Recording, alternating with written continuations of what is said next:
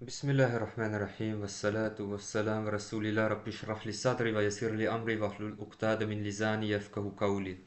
Heute kommen wir wieder zu einem Video über die Einleitung in die Fiqh-Wissenschaften und dies ist das 10. oder das 11. Video und ich empfehle jedem, dass er sich die vorhergehenden Videos auch dazu anschaut und diese sind auch auf YouTube zu finden, auch bei Umar al-Namsawi. Und in diesem Video geht es um die Haltung gegenüber dem Befolgen einer Rechtsschule. Und dort gibt es verschiedene Unterteilungen. Und die erste Unterteilung ist, also die erste Strömung sind die, die das Befolgen einer Rechtsschule für verpflichtend halten. Und dies gilt für Laien. Und das bedeutet, man muss einer Madhab folgen. Denn Sheikh Muhammad al-Amin al-Shanqiti sagte, die späteren Rechtsmethodiker aller Rechtsschulen sind sich völlig einig über dessen Verpflichtung. Und diese Gelehrten begründet es damit, dass dieses Vorgehen für den Menschen geordnet ist und es bewahrt davor, dass man sich immer die leichtesten Rechtsurteile herauspickt. Und in der heutigen Zeit ist es verpflichtend für den Laien, dass er einer Rechtsschule folgt. Dann gibt es die zweite Strömung, und die das Befolgen einer Rechtsschule für erlaubt hält. Und das ist die Mehrheit der Gelehrten. Und das bedeutet, man kann einer Rechtsschule folgen und diese war für die damalige Zeit. Denn in der heutigen Zeit gibt es kaum jemanden, der es ohne Gelüste macht. Deswegen muss man einer Rechtsschule folgen.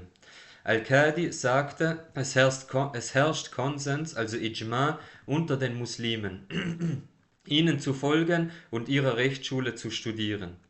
Ibn Hureyra sagte über die 4 Rechtsschulen, über die sich die Gemeinschaft, also die Umma, einig ist, dass es erlaubt ist, nach jeder einzelnen von ihnen zu handeln.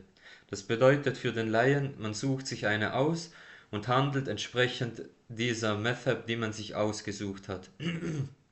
Ibn Farhun sagte, es herrscht Konsens, also Ijma, unter den Menschen über deren Nachahmung, also Taqlid, sowie die Übereinkunft der Gelehrten, ihnen zu folgen, sich an ihren Rechtsschulen zu orientieren, ihre Bücher zu studieren und das Rechtsverständnis aus ihren Quellen abzuleiten. Es ist so, dass derjenige, der kein Mujtahid ist, dem Gelehrten folgt. Ich gebe ein Beispiel. Jemand lebt in einem Dorf mit 4 Gelehrten. Einer der Gelehrten war Hanafi, einer war Shafi'i, einer war Maliki und einer war Hanbali. Und ein normaler Mensch, ein Laie, folgt nun Hanbali, also Hanbali Madhab. Und dann ging dieser Hanbali-Gelehrte auf eine Reise. Und wir müssen wissen, damals waren die Reisen lang, es gab kein Internet, es gab kein Telefon. Und in diesem Fall war es erlaubt, dass man dann eine andere Madhab, also einen anderen Gelehrten fragt, der einen anderen Madhab folgt. Und es gilt zu beachten, dass man nicht alle 4 fragen darf und sich dann das Beste herauspicken kann. Dies ist nicht erlaubt. Und wie in Punkt 1 erwähnt, ist der Laie der heutigen Zeit mit Internet, Telefon und so weiter, was es alles gibt, verpflichtet, einer Madhab zu folgen. Dann gibt es noch die Strömung, die das Befolgen einer Rechtsschule verbietet. Und jetzt wird es interessant. Diese Strömung gilt nur für den Mujtahid, also für denjenigen, der eigenständig Verse aus Koran und Sunna ableiten kann. Und das sind solche Leute wie Ahmed ibn Hanbal oder wie Sheikhul Islam ibn Taymiyyah war der letzte große bekannte Mujtahid. Und in der heutigen Zeit, ich will nicht sagen, dass es niemand kann, aber nicht mal die großen Gelehrten, zum Beispiel in Saudi-Arabien, machen Ijtihad.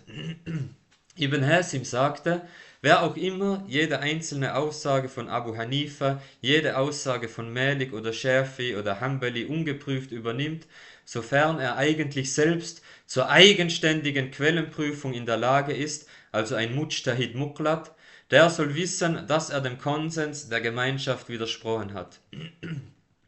Und derjenige, der kein Mujtahid ist, der muss einer Rechtsschule in den Urteilen folgen und nicht die Madhahib vermischen.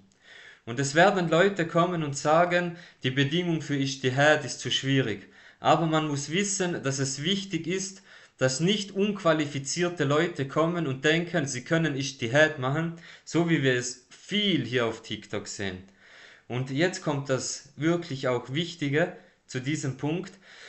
Ahmed ibn Hanbal sagte, 500.000 Ahadith mit Isnad, also mit Überlieferungskette, auswendig plus Koran auswendig, dann kannst du anfangen darüber nachzudenken, Ijtihad zu machen. Und nicht 40 Hadithe von An-Nawawi und 20 Koransuren und ich bin jetzt Mujtahid. Das funktioniert nicht.